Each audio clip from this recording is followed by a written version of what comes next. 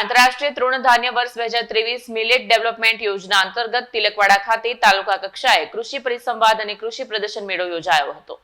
નર્મદા જિલ્લાના તિલકવાડા તાલુકા પંચાયત ખાતે આંતરરાષ્ટ્રીય તૃણધાન્ય વર્ષ 2023 મિલેટ ડેવલપમેન્ટ યોજના અંતર્ગત તાલુકા કક્ષાએ કૃષિ પરિસંવાદ અને કૃષિ પ્રદર્શન મેળાનું આયોજન કરવામાં આવ્યું। આ કાર્યક્રમનો મુખ્ય ઉદ્દેશ્ય ખેડૂતોમાં મિલેટ વાવેતર વધારવા પ્રોત્સાહન મળી રહે અને ખેડૂતો પોતાની આવકમાં વધારો કરી શકે તેની જાણકારી આપવાના ઉદ્દેશ્ય સાથે તિલકવાડા ખાતે તાલુકા કક્ષાએ કૃષિ પરિસંવાદ અને કૃષિ પ્રદર્શન મેળો યોજાયો હતો। આ કાર્યક્રમ દરમિયાન ગ્રામ્ય વિસ્તારમાંથી આવેલા ખેડૂતોએ પ્રાકૃતિક ખેતી કેવી રીતે કરવી અને પ્રાકૃતિક ખેતીથી શું ફાયદા થાય છે તે અંગે ખેડૂતોને વિશેષ માહિતી આપી। કાર્યક્રમ દરમિયાન પ્રાકૃતિક કૃષિ પદ્ધતિ અપનાવી પ્રચાર પ્રસારમાં પોતાનું યોગદાન આપનાર ખેડૂતોને સન્માનપત્ર આપીને પ્રોત્સાહિત કરાયા। કાર્યક્રમના અંતે મહાનુભાવો દ્વારા પ્રદર્શન સ્ટોલની મુલાકાત લેવાઈ। વિડીયો જર્નાલિસ્ટ વસીમ મેમન સાથે Satya TV news Narmada. Ready આજે તિલકવાડા તાલુકામાં કૃષિ વિભાગ દ્વારા એક સાથે 3 કાર્યક્રમનું આયોજન કરવામાં આવ્યું।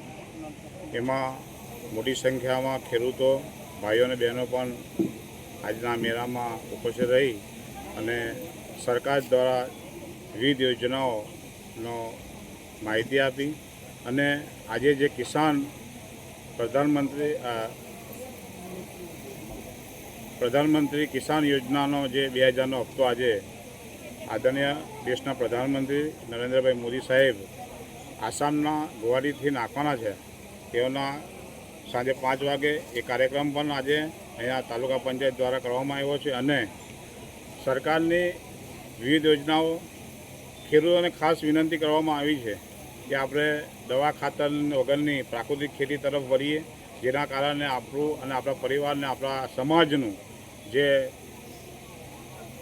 ખોટા દર્દ થાય છે, ખોટા બીમારીઓ થાય છે, એનાથી આપણે દૂર થઈએ અને પ્રાકૃતિક ખેતી તરફ વળી અને આપણા પોતાના પરિવાર માટેનું સાદું અનાજ પકવી અને આપણે આ દેશમાં આવનારી બીમારીને દૂર કરીએ એવી આજની આ મેળામાં ખેડૂતોને માહિતી આપવામાં આવી।